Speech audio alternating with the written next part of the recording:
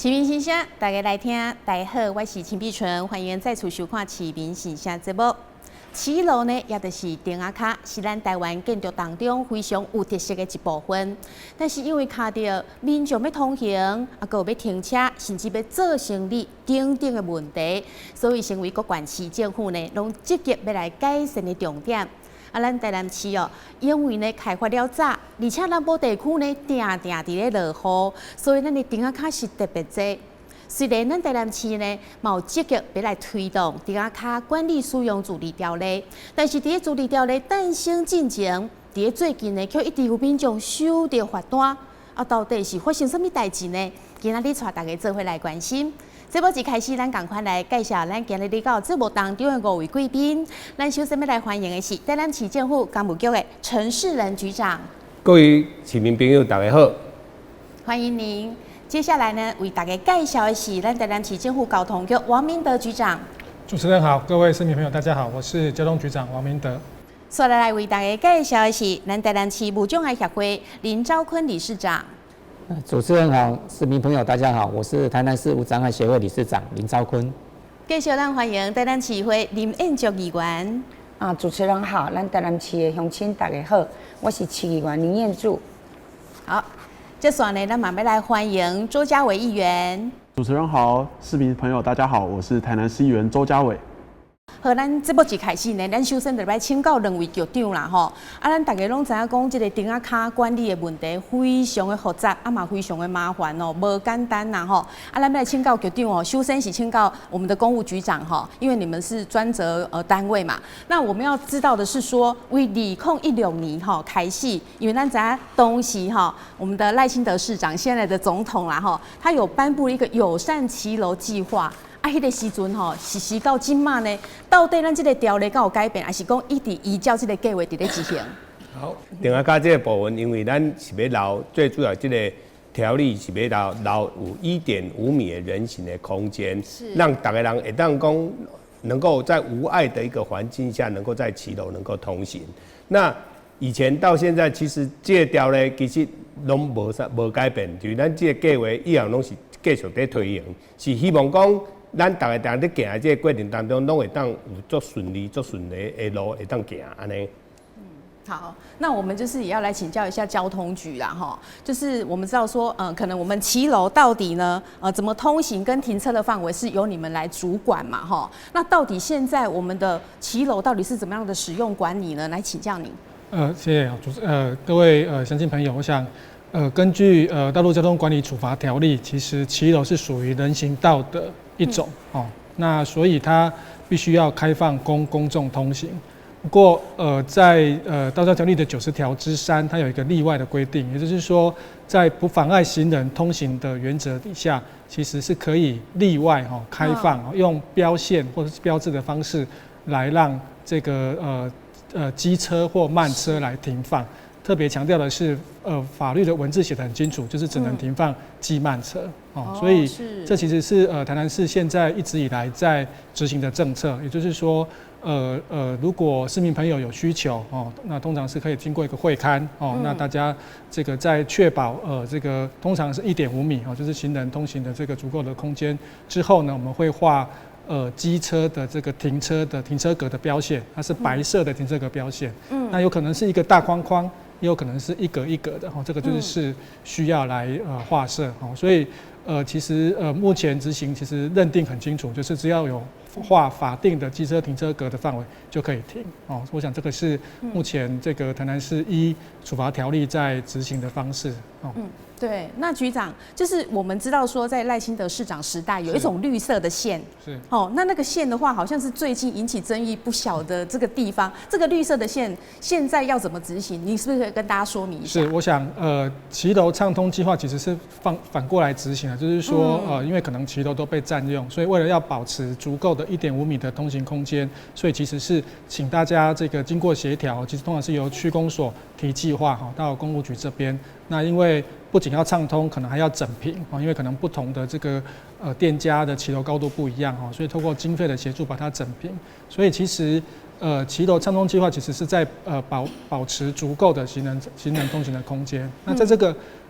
空间以外的使用的规定，那其实就是不管是停车或者是设摊，当初在计划里面就是写说它都可以。那只是就是说当初少一个动作，就是那这个绿线以外的，如果要停车，这个没有，就是我们没有把它执行到说由交通局再来划设白色的停车格，所以才会造成现在就大家以为绿线以外停车就符合规定，那其实就是少了处罚条例规定的就是要用标线来，一定要白色的线，对白色的法定的停车的标线来合法停车啦。不过这也是其实在2个月前市府就有召开跨局处协调所以其实就是会去做盘点，过去已经画的绿线的这个区域呢，如果住户他同意大家来，因为如果是画了白色的停车的标线，其实是开放公众停车，不是只有他自己可以停，是大家都可以，因为它是一个骑楼是一个公众通行的空间所以就是大家都可以是一个公众的停车的空间，所以如果他同意，我们就来补画这个白色的停车格。是，所以其实咱有做侪民众对着这个白色啦还有这个青色的线都有点搞不太清楚啊，因为他们认为说，2016年的时候呢，为什么就可以停？那其实也不是说就可以停当初也是说劝导。对不对？代替说处罚啦那最近呢，因为有一寡民众接着加侪这个罚单，结果引起了很大的民怨到底是怎么一回事呢？我们到现场去看一下。台南市用做友善顶下卡保留1.5公尺范围，让过路人好行，而且只要基慢车停伫绿线以外，无妨害行人通行。市府嘛有无取得会议记录，以中西区为例，过去为绿线到改用美观的大纸来营造，确实收到袂歹效果。可以让行人这样畅通，我觉得也不错，就是至少行人也可以让我们，也可以让我们做到生意这样子，对啊，他们在买饮料的时候也比较好等待。根据道路交通管理处罚条例，顶下卡属于人行道，禁止停车，除非市府有特别条例，也无一旦有心人事检举，警方也是会处罚。所以南美里现况就是地方的绿线甲中央规定会当停车的白线并存，避免开单争议。政府要留1.5米，或者要骑楼畅通的目的，这是好的。但是停车的部分嘛是爱照中央爱画白线，所以简单来讲，徛伫阮的角度，阮拢会去甲店家做一个解说。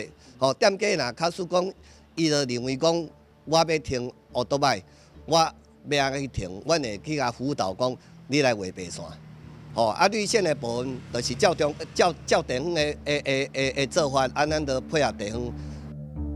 不过镜头转到盐空中华里，里面则是万声竖起，因为不管12米的马路到巷内只有8米道路的顶仔卡，只要停机车拢被认定违规。今年警方已经开了712张罚单，骑好真正是要哭无目屎。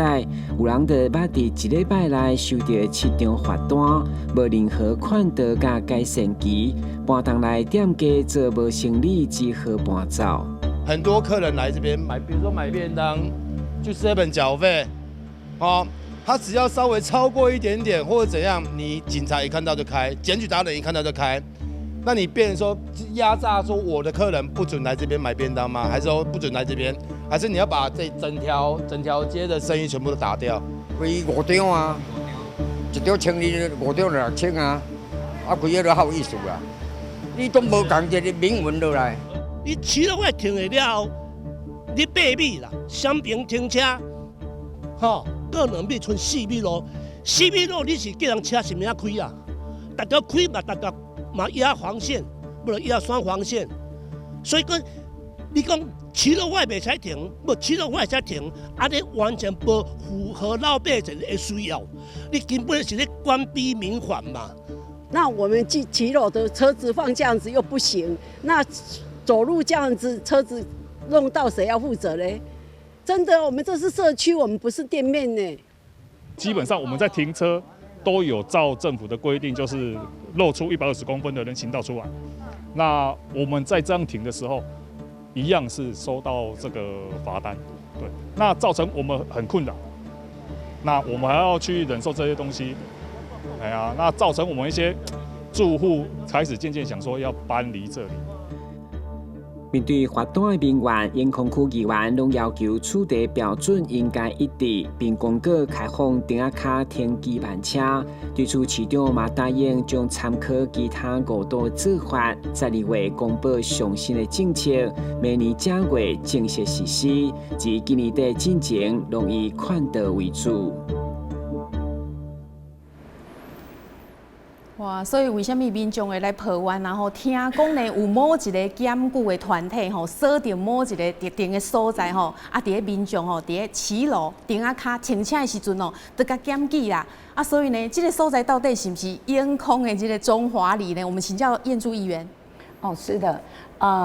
不积喜中华里哈，因为呢，中华里是近几个月比较严重，那之前它是一个里一个里这样做的，哦，它从武啊。然后到中华，之前是又大桥。那每一次呢，民众打电话来就是说，一个直接就是骂我们啊，说那骑楼习惯到的偷地现在没当停车。我每一次都要解释的说，你也写法定骑楼，你就是不能停车。对。那呢，他们讲的也有道理，说我只要让出1.5米，我为什么不能停车？所以在这个部分的话，我就一直找了我们。交通局被我找了最多次，然后还有公务局，甚至于拜托立委下来，就是说要如何的解决这个骑楼，可以说让它可以停机慢车。那所以呢，其实，在105年6月1号的时候，台南市政府本来自己都已经有开会通过哦，就是说你在做生意，不管你今天是做生意，刚刚主持人也有讲到做生意的部分，就是说，你只要让出1.5米，你做生意。或者是机慢车，你都可以去，不管你要做生意还是停机慢车，你都可以的。对。可是他把这个业务交给警察局，叫他去定，就是一些相关的那个什么法制的那个规定。可是呢，警察局他是一个执法人员啊，他怎么去定？所以这个事情就没定，那一直延伸到说当时就没有去标准的把它。所定的一个法存在，比如说我们也可以透过公告来做，可是就没有啊，没有的话，现在民众好检举已经没有了，他就给你用报案警察就要来。你知道我们那一些就是护心所，警察有够可怜的，你知道他们那些检举每天就是电话接不完呐，一直接啦，都是事情该做的没有办法去做，都是民众报案然后去开单。那我们看到就心里面很难过，就是说你远景真正该做他的查案啊，干嘛或者是一些变成警察跟民众对立了。那让他们对立存在的话，我当时听到就是连早餐也不卖他们啦，便当也不卖给他们啦，所以我就觉得说让他们对立成这样，甚至于还有民众去给他故意。拍他们冷气在漏水啊，叫环保局去啊，所以很多就变成对立，然后警察的车子不能停在他的那个门口，不然他还会给他拍照，所以变成就是很多的对立点存在。但是也要感谢啦，在这一次经过多里的里长的，大家都有受到这种民众的陈情的痛苦，甚至于刚刚你们也有做出来，就是1个礼拜收7张的，其实当时民众向我陈情的时候，你知道，就光那1个月开了300多张的罚单，所以我都吓到了，说这样子再下去的话，真的是不行。那我们看到了其他的区域，就像台中，包括桃园，人家都有自行去公告。那至于自治条例，就只有高雄有设定自治条例。那我想我们当时没有把人家定执法的标准。我们可以透过公告来做执法的标准啊，所以呢，到现在这个问题虽然是有解决，到明年1月1号开始公告了，就可以解决机慢车的问题啦。那不然的话，还是没办法解决，还是稍微怎样的话，就光说武王里，我讲了，他们有夜市啊，夜市当然是车子买东西一定是停了一大堆啊，那停一大堆就民众就。报案，警察一定要去现场。那去到了现场要干嘛？就是开单没有解决的办法，因为警察就是要执法。那为什么要执法？因为那些都是法定骑楼，但是有一些警察同仁也跟我们讲，他们很无奈，因为针对像大楼的部分大楼的部分，中华里那里有很多大楼，那中华里有很多大楼，那大楼那一边呢，它又有所谓的法定空地，它骑楼上面虽然它是骑楼，但是它是法定空地那警方不知道也给他开单所以你像这一些该怎么办？所以我们认为说，政府应该拿出解决的办法啦。也很感谢这一次警察局、那个公务局跟交通局还有市长都允诺，就是到明年的1月1号正式，就是我们不需要那么麻烦，像以前我们的那个骑楼整齐立线，台南市首创，但是没有把规定定好。那所以呢，现在这样子下去的话，就可以解决机慢车的问题啦。对。好，那刚燕珠议员讲到了说因为我们警察同仁去执法，警察同仁真的很无辜啦，因为人家报案，你就是得去执法嘛。你如果不去执法，他又说你怠惰，没有错。但是我刚刚有讲到，就是说他法定骑楼就是不能停，但是呢，如果法定空地在那个所谓的那个大楼底下的有蛮多法定空地，他们就是可以停的。对，所以但是警方不知道，他同样是骑楼那去他还是开单对，所以我们还是要有一套比较明确的一个标准出来才有办法解决这个问题。好，那我们也要请教一下嘉伟议员啦像你伫北区嘛中西区这个选区的部分，是不是这个顶下卡停车的问题嘛是最严重？对，伫阮中西区北区其实就市区，所以其实停车的空间拢无够。停车空间无够大家个运用家己的停车卡咧停车所以其实做生意也好，徛街也好，其实大部分乌多摆啦、脚踏车，伊拢会放伫家己的停车卡。后壁就发生纠纷因为后壁就是总是有人检举了，警方来，大家就伫现场发生纠纷。后来就是因为民众来顶证的时阵，其实我一开始嘛甲解说讲，这停车卡袂使停这是恁伫法律上规定的。结果后来民众甲我提出一个讲法，讲我停车卡遮大个，是安那规个停车卡拢爱留落来互行。迄个时阵我较意识到讲，其实停车卡的使用，咱会使更较挂后、更较有路的，就是啥物所在互行会使用，啥物所在行转来互，不管是土地所有权人，还是店家互有承租的人，伊会使家己使用。所以其实到尾咱会去甲停车卡做划分，就是话讲，啥物所在公众咧行，啥物所在私人咧用，这嘛是。因为这个议题产生了，其实阮有去用自治条例的方式高用，要来成立新的自治条例甲无共的党团大家咧讨论的过程，后来发现讲，其实用公告的方式是上紧，直接上有效的，快速去解决这个问题。所以后来包括着工务局，包括着交通局，包括着市长，包括着无共党团大家协商落来了后，其实感觉讲，是不是请交通局来想办法？来处理这件代志，用公告来处理所以甲停车卡一部分，该行的红行，其他行互咱市民朋友家己会使使用，这是阮做议员伫遐研究了，感觉上好的做法啦。对，所以咱拄则听到两位议员拢代表咱真侪民众的心声一般民众可能有停车的问题，但是另外一方面呢，其实咱骑楼畅通上个主要的是要保障我们行人通行的权利嘛。比如讲，咱来看讲我们有一些身心障碍的朋友，那甚至他是坐轮椅的或者是说有一些父母他们推着婴儿车要走的时候，那如果说你没有畅通的话，真正拢爱行到到这个车路顶面，非常的危险。所以咱今仔日特别邀请到咱台南市无障碍协会咱的理事长来代表着讲咱另外一个行人方面，因的心声是安怎来？理事长。其实这个停车卡会当行，对阮来讲实在是一个真好的这个方向啦因为阮家己本身讲坐轮椅来讲，其实讲咱即马讲畅通只是讲会当保留150公分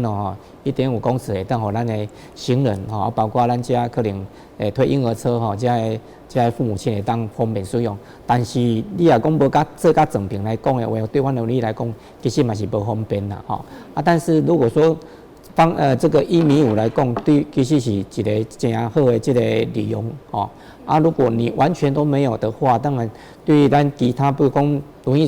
椅使用者来讲，事实上伊就真正是无法度讲你这个停车卡会当来去方便来去使用啊，如果你若搁讲开放讲其他，比如讲1.5米以外吼，你会当开放停车来讲啦吼。当然这是会当讲，比如讲咱作家刘伟讲的，那它可以分割出来，让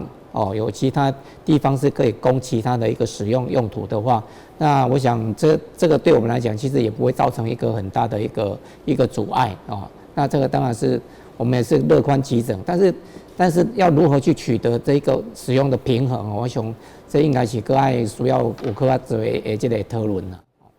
所以其实就你们的立场，就是说最好就是说，咱的电啊卡就是可以全面让行人来通行嘛，哈，对不对？啊，但是讲卡点哦，那很主席今天这个机车实在是太多了，啊，你个停车位可能也没有那么的多，啊，你要叫民众把车停去倒位呢？所以可能就是我们行人这方面也想说，啊，不然的给他们牛波是不是1.5公尺真的要保留给我们？那另外的1.5公尺是不是就是也可以就是在标准一致的状况下？或者是说已经要考虑到很完善行人他们通行真的是很没有问题，以后才能够让他们来停车，对不对？是。对，还是要请教嘉伟议员啦咱知影讲，好，咱即马就是讲电啊卡这个使用管理，咱的民众真正是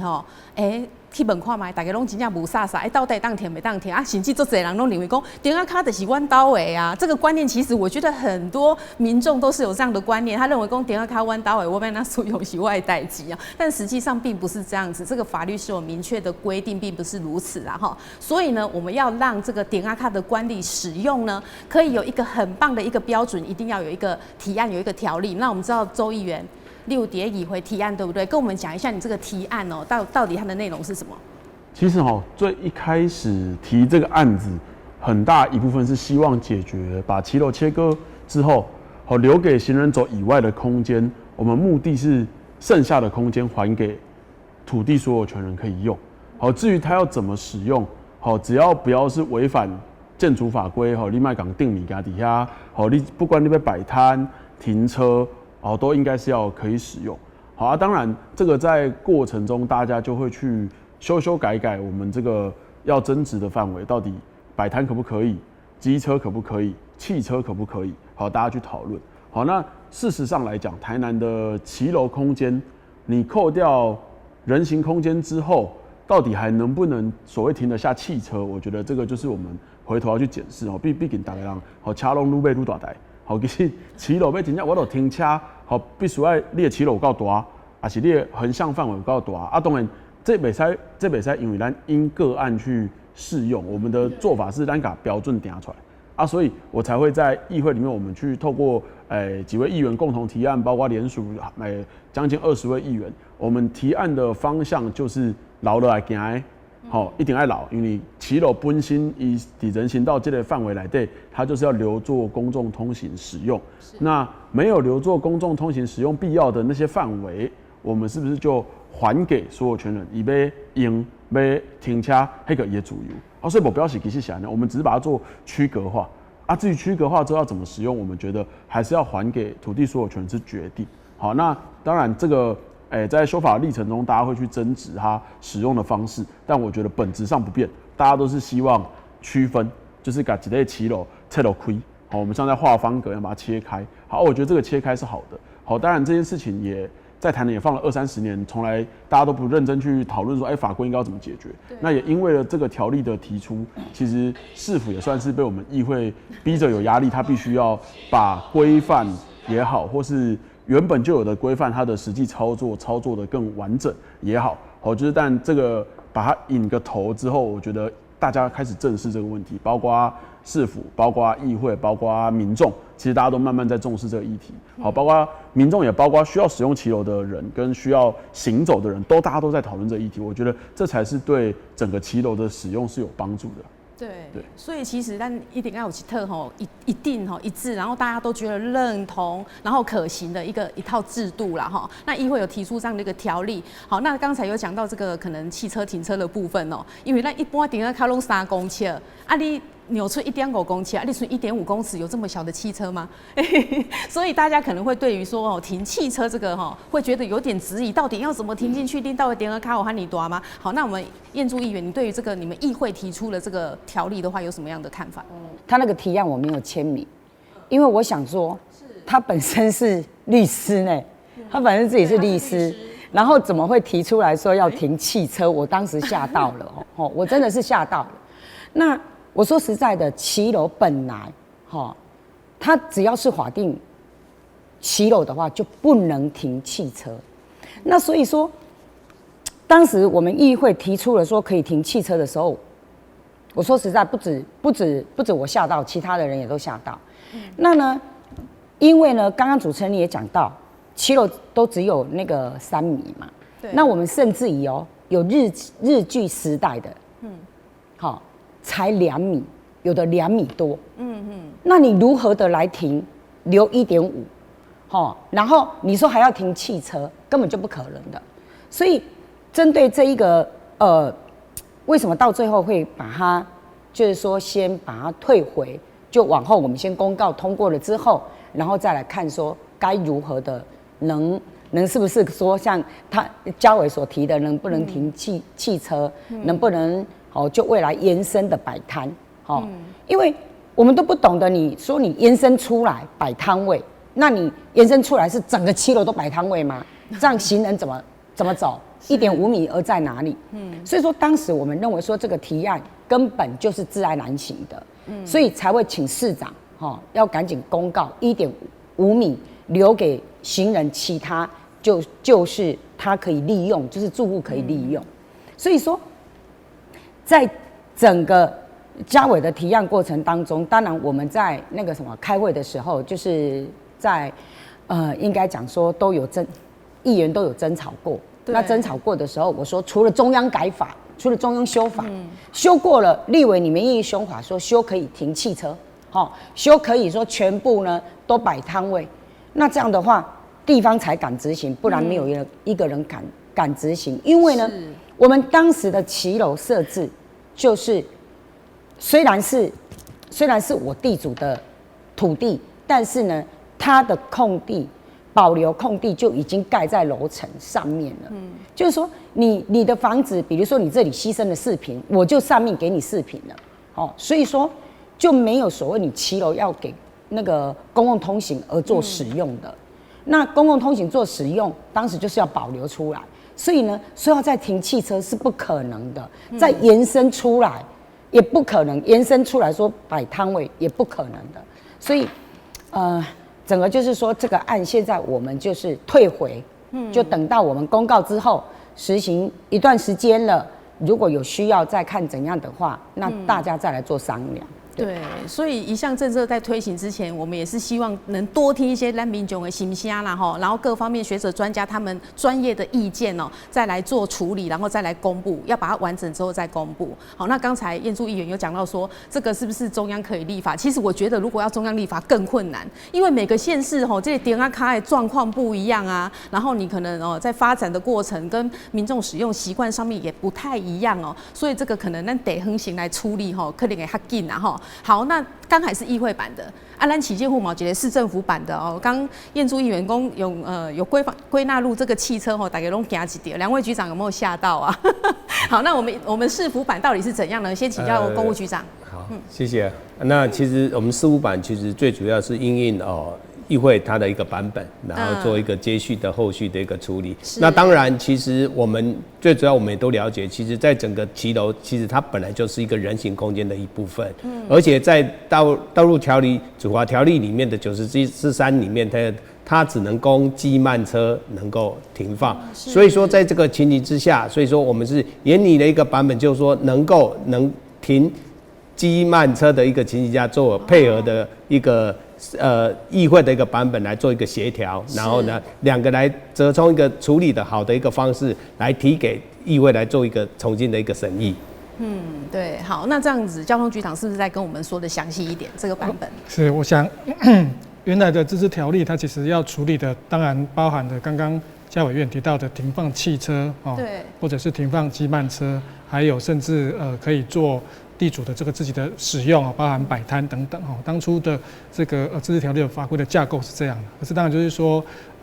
诚如刚刚我们陈局长所提到的，市府送出去的对岸的版本，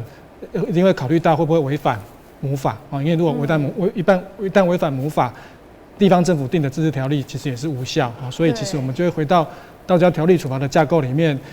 依据法律的规定去提出我们对案的版本哦，这个是当初在讨论过程当中哈，这个市府版本提出的这个原则了哈。不过在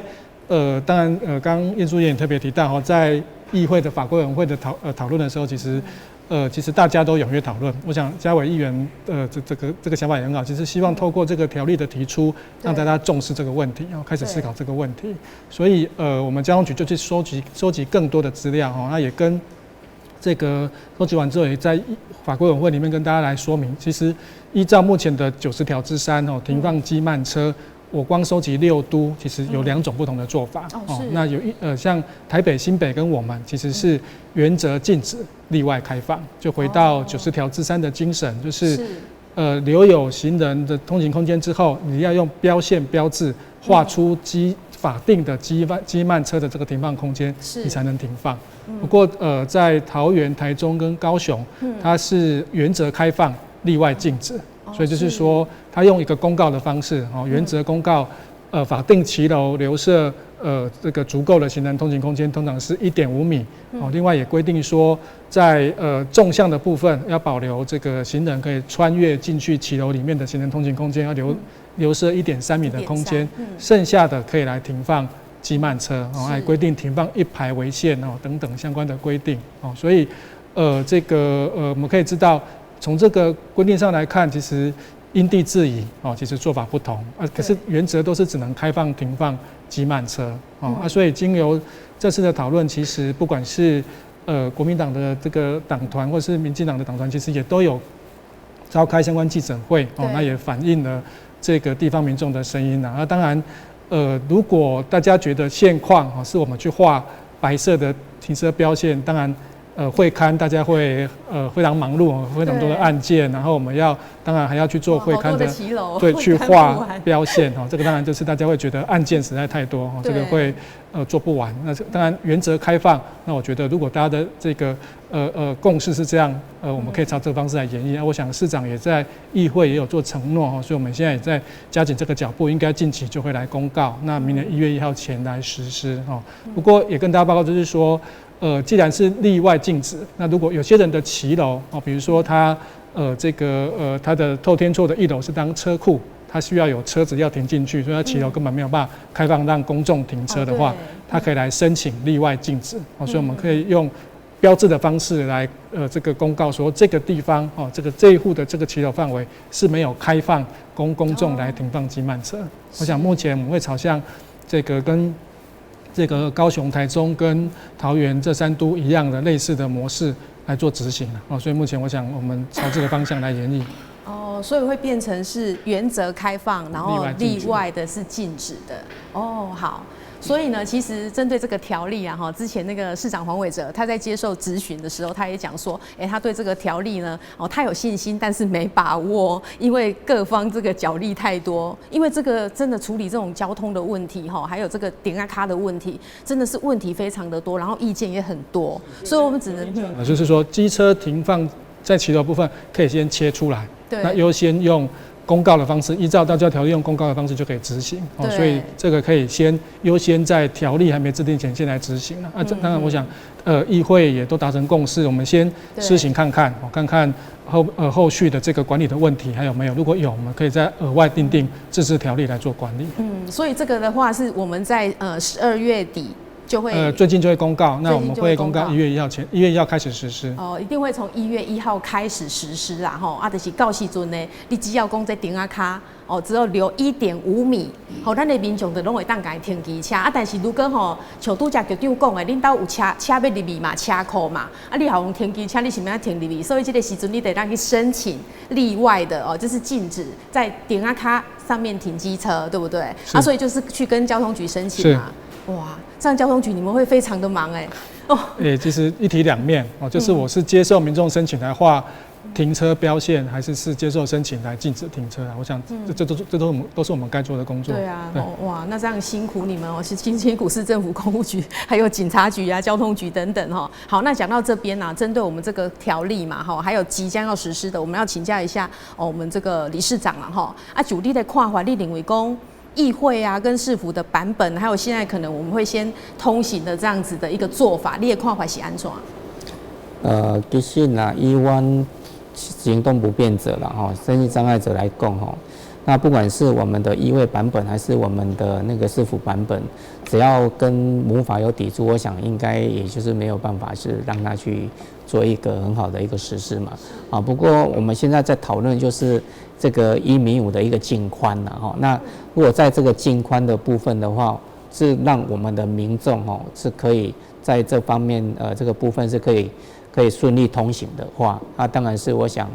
乐观其成因为每一个骑楼的一个各县市的骑楼的一个状况确实是不太一样那台南的部分，其实如果说光只有讨论这一个骑楼净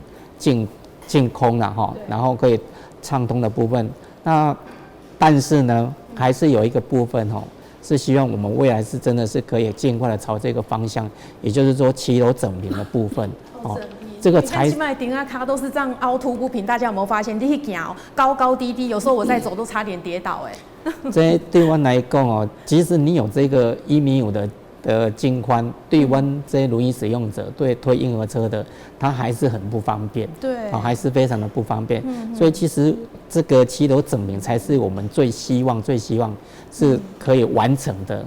那虽然有一些高差，可是我希望是我们的私有土地的所有权人他是可以去认同，去可以做户跟户之间的一个接缝，是可以把它做成斜坡道是让我们是。也许有一些地方可能会比较高差会比较高，但是我相信这个都还是可以去处理这个才是我们最希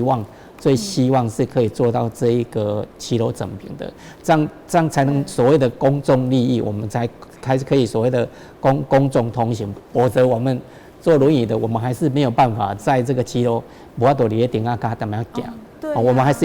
们还是必须要走出来外面。我从102年才开始参加我们公务局推的，就我们那个之前在市场推的这个骑楼畅通的计划，一直到现在，就还是发现说我们只有示范了几条所谓的这个骑楼整平的一个示范骑楼，但是其他的部分呢，都还在努力当中。对啊，我可能我行差不多50公尺，你可能就该射出来外口你的规条路就无法度去行，因为高低差太多，高低差太大。那这个对我来讲，事实上我们只能让一般民众可以去享用得到，但是对我们真正要使用的这些行动不便者，事实上还是非常的不方便。所以希望说未来我们的市政府呢，我们的民众是可以朝向所谓的公众利益的部分，就是让骑楼可以去整平，这样才能达到所谓的那个让更多的民众去可以使用。哇，所以对我们理事长跟他代表的这一群朋友来讲呢，其实说留1.5公尺，让他们可以通行是不错，也可以接受的一个范围。但是呢，讲到这个不平的问题，说真的，你这样一讲，我才想到说，真的呢，有的高低差好大然后真的非常的危险，所以这个部分其实目前也没有法可以去管嘛，是不是？跟市民朋友大家说明一下，其实骑楼整平其实。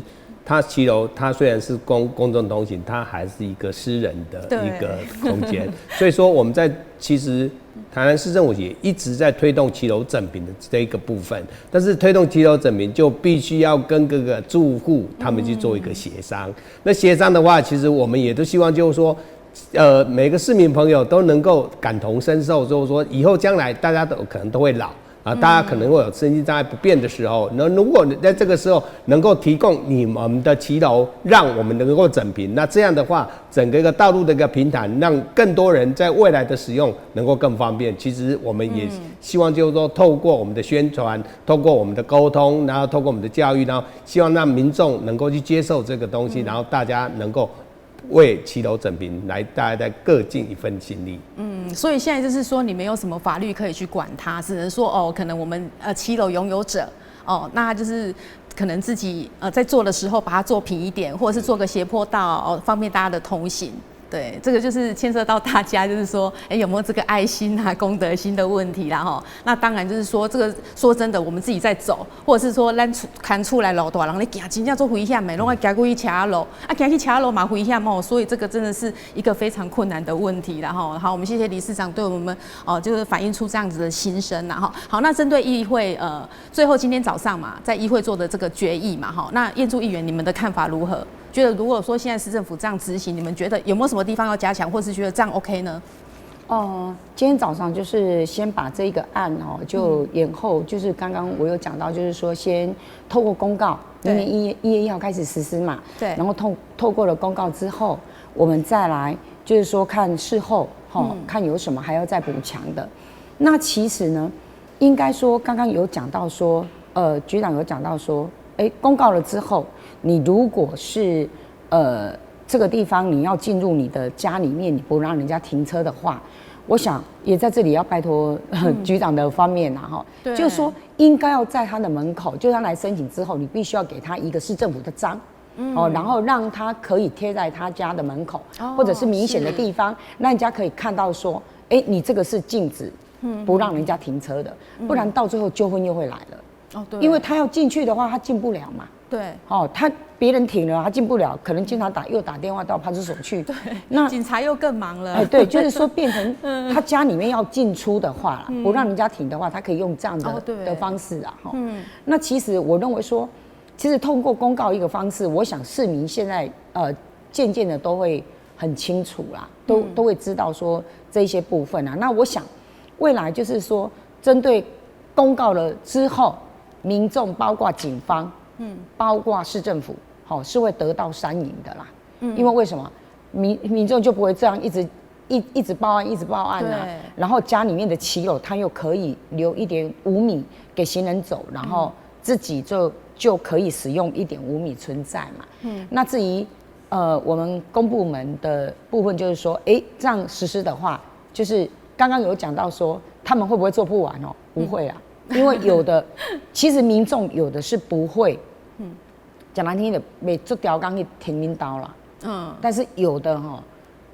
就会啦，有的不会啦，几乎都比较不会，比较多啦。但是有的话遇到一件就很麻烦的，你要怎么停进去，还要去请警察来把车子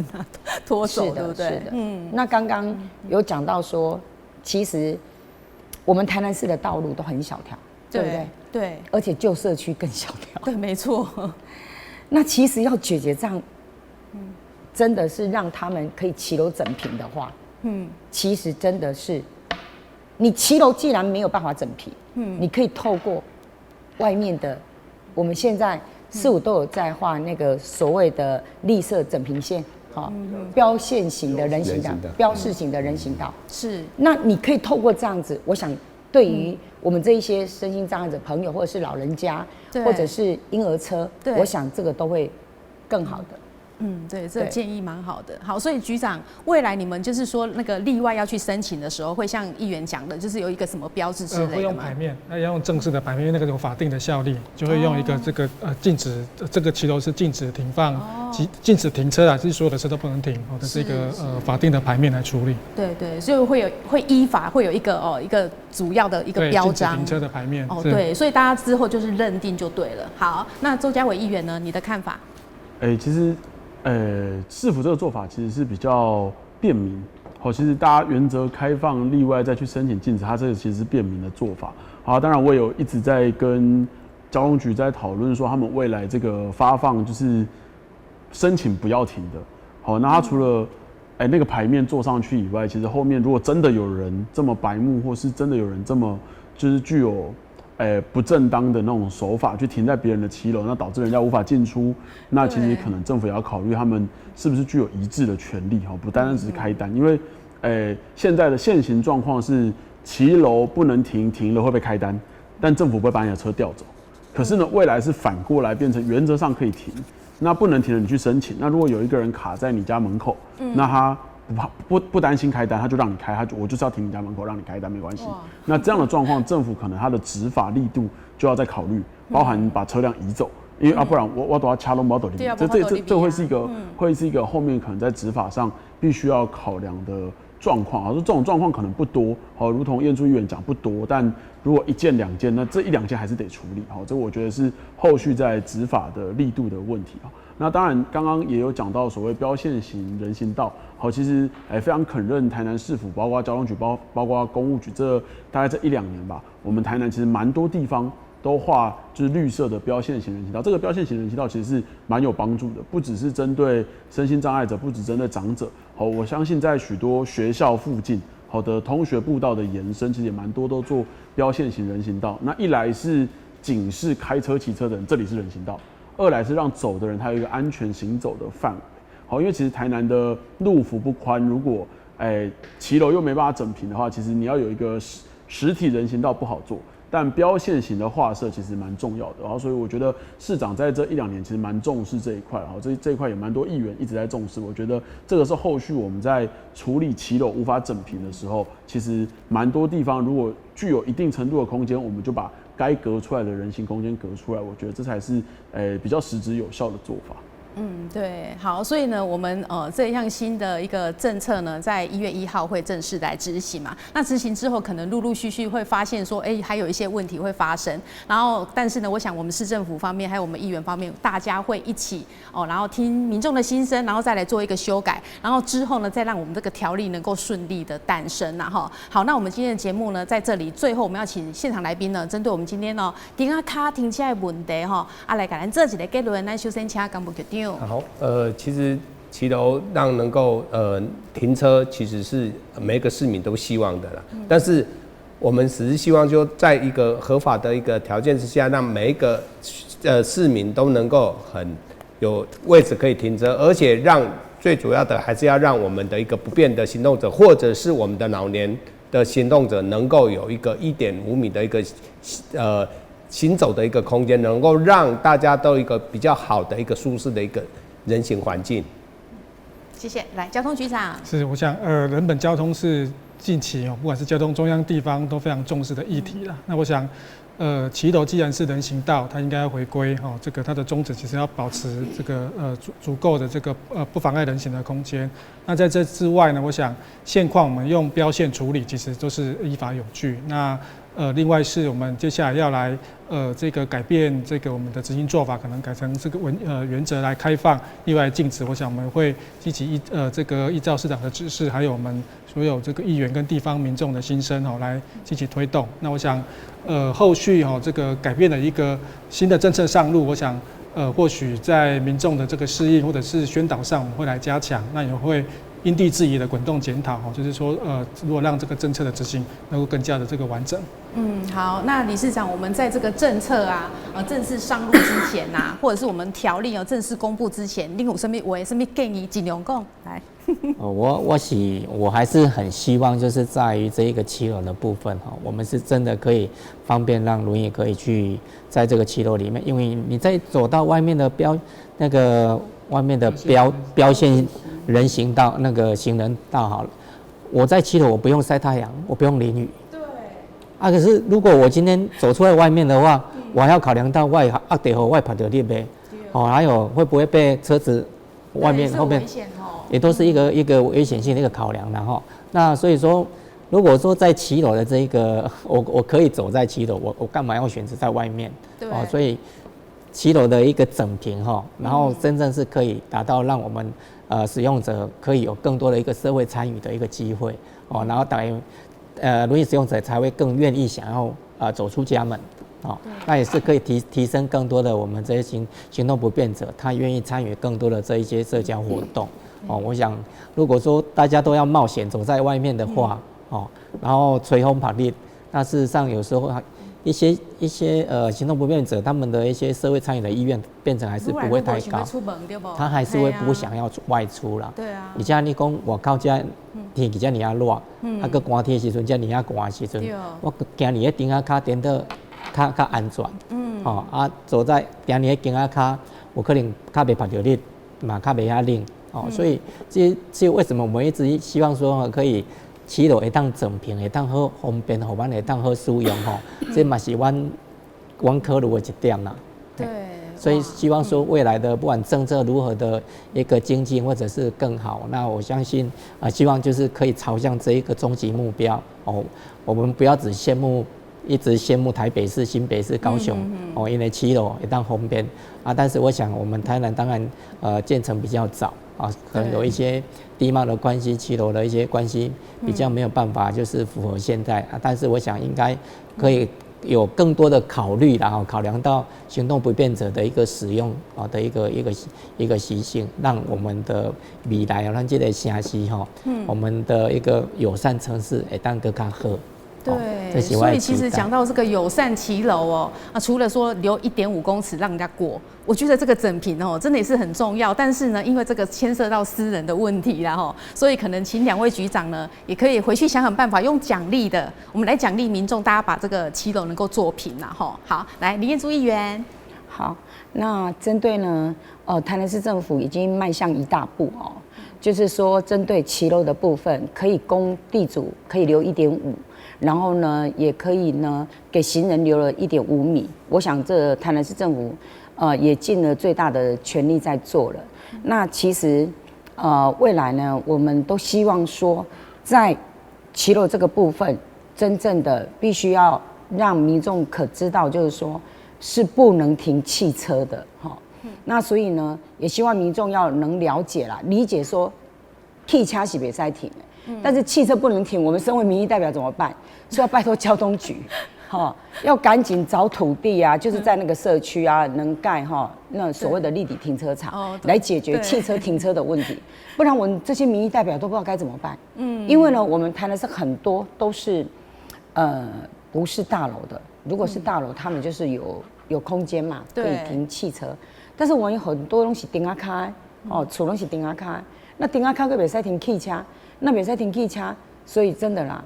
要拜托局长那个所谓的立体停车场多盖一些啦。好，这是我的期许。对，所以就是停车场也要多一点哦。好，来周家伟议员。好，其实，在骑楼这个议题我们一直要回归到骑楼的重点，它其实人行空间才是它的重点。好，就是主要还是要供走。那只是说，我们这一次抛砖引玉来讨论，不管是提自治条例，或是后面的讨论，我们都是希望在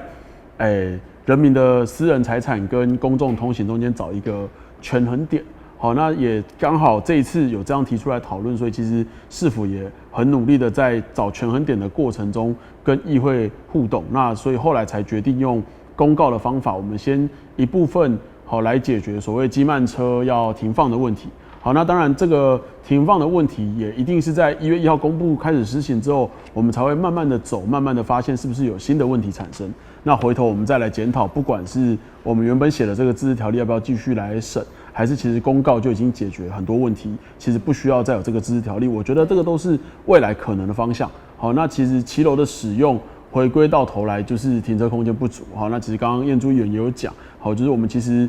台南市需要多一点的停车空间。好，所以局长那个立体停车场拜托。好，就是我觉得很多地方，像尤其是在我的选区中西区、北区，包括彦珠议员、永康，其实车都很密集。好车很密集，这个就会有所谓停车空间不足，那大家觉得弯道停卡，想要北塞停车这个问题。好，所以其实它都是联动在一起的。好，所以未来也期许说市府它能够找到更多土地，好，我们来盖属于我们台南市的立体停车场，让停车的人有地方停车，那才有办法我们真的说，去检讨说，那我们骑楼的使用，好，大家不要去违规。好，我觉得很多联动在一起，到后来就是大家会去